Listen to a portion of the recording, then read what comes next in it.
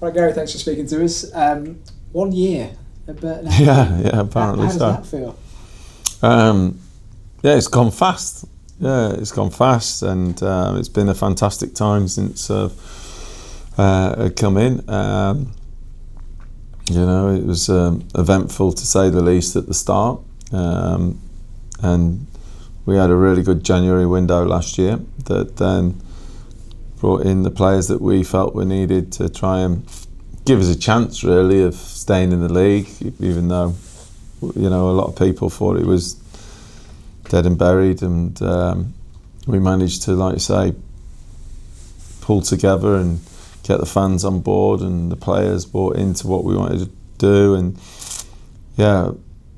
managed somehow to survive with a game to go, and it was unbelievable memories that will stay with me forever, and we're punching again above our weight with obviously the budget this season and the budgets in this league and the clubs in this league, but the togetherness of the group, the connection that they've got, and the spirit they've got, none more epitomised than last weekend, in my opinion.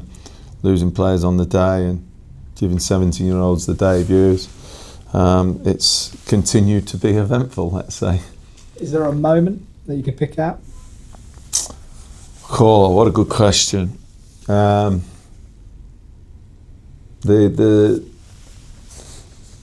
best moment was the celebrations on that Tuesday night after the Wigan, to see everybody enjoying each other's company in a relaxed environment because they'd achieved what they'd done, and those celebrations, like I say, they'll stay with me for a long, long time. So when you look at the club you walked into a year ago, and you look at it now, how much has changed? Oh, wow. You're on fire today, aren't you? You've got loads of good questions. Tough ones as well. Shut it down for me. A hell of a lot's changed, You only have to look at these two. They're behind the camera now and pretending to be professional interviewers. That's how much it's changed. But no, the personnel's changed. Obviously, there's a big thing over the summer with staff leaving, new staff coming in, new board members, new sporting director. We didn't have that last January as well. So, there's been a lot of change. And so, even though we're now, what are we, 5-6 months into the relationship, it's still new. We're still learning loads about each other and which is the best way to go or best way to do things. So, a hell of a lot has changed. So as far as years go in your career, where would the last one sit? On its own, because of the whole situation, it was completely different, in the sense of previous managerial jobs that I've had, I never went into a club that was written off the pitch. It was written off the pitch, but never written off on the pitch, as much as obviously coming into this one was. And I've managed differently. I've evolved. I've had to, I know that. And I've done things that I was probably fearful of doing in my earlier part of managerial career, but I'm not now. And I'm just huge on and see the value of the power of connection between staff, players, supporters, and it's something that excites me to continue to learn about and develop myself and push on to the players. People will look at you and think, experienced manager, what else is there left to learn, really? Are you still learning as much? Loads. I learn loads. I learn loads off John Brayford. I learn loads off Pat. I learn loads off the support staff as well. Players, I think I'm fortunate that when I was out of work, I spent a lot of time trying to develop myself and come across some wonderful people who, like I say, have helped me develop as a manager and as a person. And those experiences and those learnings have helped in this last year. How important has that been between you, Pat, and John during this period as well, during this year when it was tough and when you had tough moments, that unity that you two had? Well, I think I was really fortunate with the fact that I knew Jake Keane straight away when I come in, because obviously Jake played for us, and so I've known Jake a long time, and that trust and that relationship. You know, when you go into a new club, it takes time to develop that trust, but he was able to give me warts and all, you know, from day one. John, I'd never sort of like encountered other than when he was playing for, you know, Cardiff. I can remember as I was manager at Blackburn. But he's been magnificent for me, and that's what I'm talking about, learning the history of this club, how he's dealt with situations as a player, as the captain. Those sort of like golden nuggets of information are massive for me. He's been very good in terms of the bridge between someone that's slightly older at 54 to the younger lads, and he's going through that transition still of, you know, just finishing play and to becoming on the coaching side and doing marvellous at it as well. So that's been huge. And then, you know, I've known Pat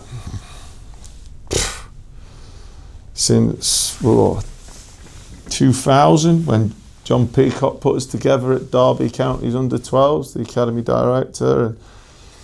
And it's been a brilliant year with spending probably the most time we've ever spent together in our 25 year friendship relationship there.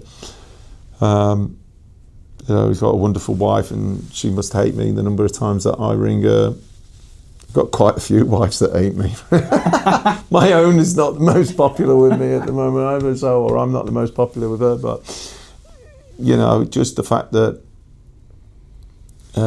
to work with him and learn from him has been great, and our relationship's been, I wouldn't say tested, but because there's a friendship, but professional, and it's been magnificent because you know, count on one hand probably the times that you might have fallen out, but even if we have, the next day it's forgotten about and crack on, and I think that's a measure of the relationship that we have.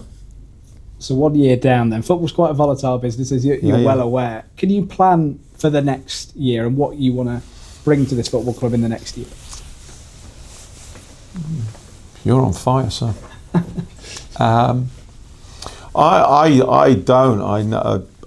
I've never really had or have. You know, like you just said there, the industry is volatile. I think you have ideas where you want to get to, but there's so many variables. Like, you know, when recently, you know,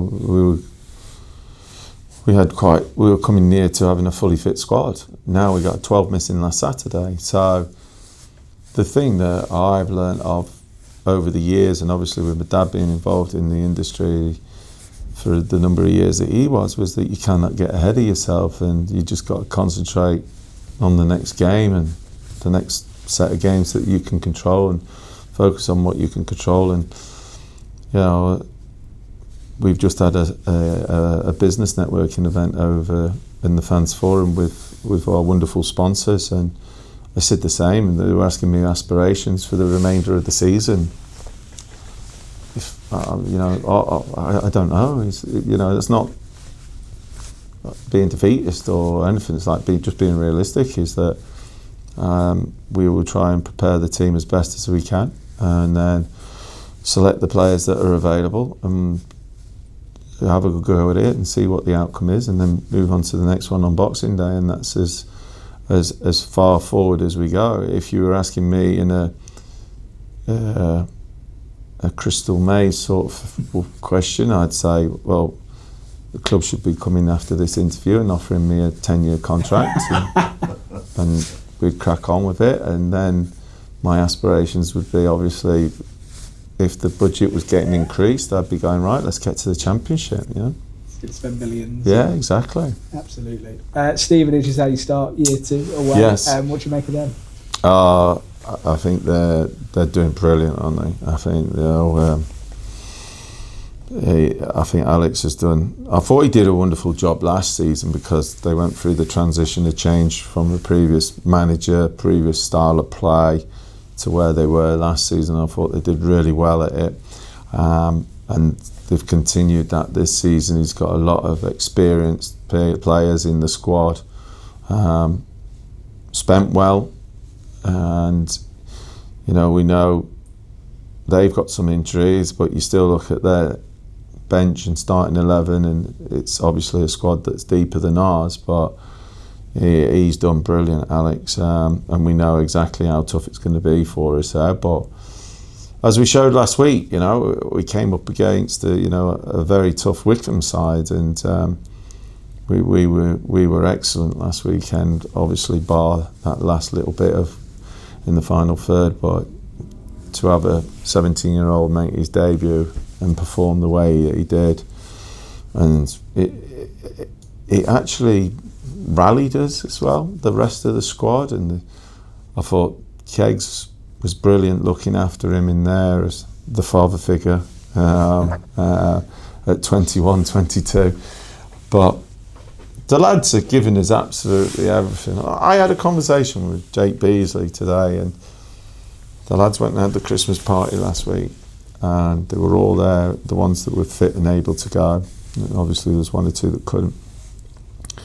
And then just conversations, they were saying what a great time they had, everyone was well behaved, and I've not heard anything contrary, so that's good. But Bees was just saying, you've got to be proud with the performance last week. And I said, well, were you? And he went, yeah.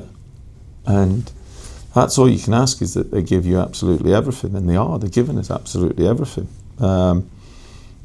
Jack Newell come on, and, straight away put an unbelievable tackle in, and we got Sibs it in the post, and they're giving us everything, and it's so good to watch. And like I say, I've met one or two of the sponsors there, and they were fans, and they were saying about it's great to watch the lads, how together they are, and that is huge for me, and we've got to keep that going.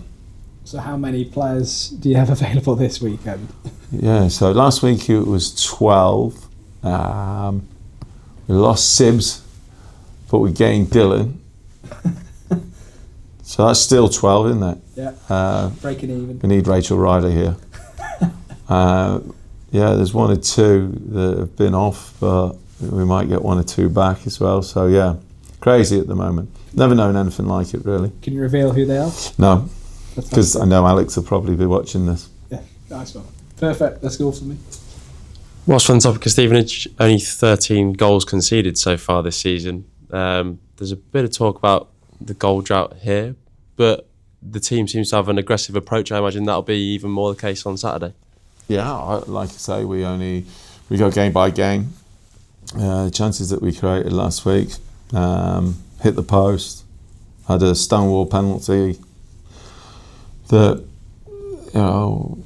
at the time the referee said the lad was already on his way down. I've watched it back, and at the time I said to him, well, listen, he's 17, he doesn't know how to dive yet. He hasn't learned that, he hasn't been taught that. So, we know that we keep creating those chances, and we just keep on working on it, which we've done again today. And records are there to be broken, smashed, whatever else you want to call it. We went there last year, played about 38 minutes, 37 minutes with 10 men, and we won the game 1-0. So it just shows you anything can happen. So I know people look and try and label things, but Saturday's a completely different game, and we've just got to go and try and do our best again. You mentioned it's going to be a completely different game, but I was just going to touch on that. Obviously, the last time your side went to the Lamex, it was the 1-0 victory, and a backs-to-the-wall performance in the end with 10 men for the last 40 minutes, like you mentioned. You have to use that as motivation going into the game, don't you? No, not really, because like I say, it was last season, and that's gone, and you look at the changes in our personnel and the changes in their personnel. What it is an example of what can be achieved, and that's how we would use it, or we will use it in that sense. But I don't think that what happened last season in that sense will have a bearing on this game on Saturday, because, like you say, they're sat in the playoffs, and we've got to go and make sure that we give a real good account of ourselves. Thanks, Gary. Just first of all, congratulations for 12 months in the job. Thank you. From Burton Radio. So yeah, last Saturday was a struggle. We played well everywhere, didn't we? Apart from putting the ball in the net. Yeah. How did the players? How were they after the game? Oh, they were frustrated, obviously, when, like I say, they're a genuine bunch. They're an honest bunch, and they know when they've not performed at the level, which has been a couple of games at home, and they certainly know when they have performed well. And they didn't really need much from me other than to keep their spirits high, in that sense, to say, what a performance it was from them. And like you've just rightly said, we just need to increase or add to the last little bits. But like I keep going on and banging the drum about it. If they're giving us absolutely everything, then there's not a great deal more that you can actually ask for from them, and they are doing that, and they're together, and they're going to stick together, as I know they will, and carry on that throughout the season. And the fans were also recognised that they were cheering the side on at the end of the game as well. Yeah, you talk about a year, and Dom's just mentioned there, one thing, and I talked about the celebrations at the end in the Albion suite, but also the celebrations with the fans that night, and not only that night, just watching.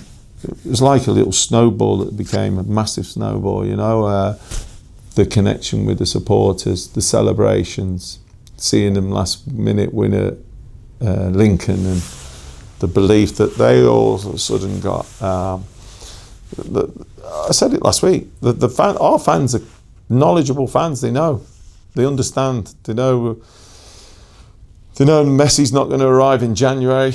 They know what we're about. Although he's done a tour of India recently, hasn't he? So he might swing by Burton. You never know. That'd be good. But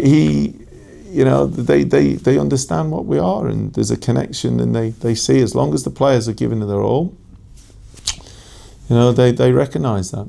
I think as a fan, if you work as hard as what you do, and you earn your money, and you pay your money to get it in and go and watch them, the least that you demand is that they're having a right good go for you. And our lads, probably bar 1 or 2 games this season, have done that. And that's, they recognise that. Your mantra is always the next game. Yeah. The next game. That must be difficult when you've got 4 games in sort of 10 days over Christmas. Do you still just focus on that one game? Yeah, from our point of view, yeah. And that's all we have done. When it's as tight as what it is, obviously you have to. Your schedule goes out a bit earlier, because you've got to look after them with their families as well over this Christmas period. So just in terms of planning, it just helps them out in that sense. But then from a works point of view, we will be focused on Stevenage. We are focused on Stevenage. Myself and Pat will go to Northampton on Friday. Look at Northampton on Friday, and then obviously we play them Boxing Day, and then we'll pick up Reading and Plymouth along the way. Do you give the players Christmas Day off? Do they have Christmas Day off? Or do they it depends sometimes on obviously where your fixtures are. If the fixtures are away, and we've done it in the past where you've trained a little bit later on Christmas Day, and then you travel. Sometimes if you're at home, it's a little bit easier in the sense of you might be able to just get them in earlier and get them away earlier. But I think there also has to be a sense of understanding it's one day of the year that obviously families are massively important to them. And Stevenage, you said they're 5th in the table. It's going to be another tough game. Yeah. And but we're up for it. 3 points. Yeah. From now until the end of the season, every game is going to be tough because size of squads, like I say, the players are pushing each other. They were very good like I say, looking after Sully on his debut, on the actual day, on Tuesday, signing his shirt, giving him his shirt, you know, the messages that were written on there just shows you, you know, how much they care for each other, and that's massively important to me. Brilliant, thank you. Cheers. Good luck Saturday and Merry Christmas. Merry Christmas to you and to all your listeners.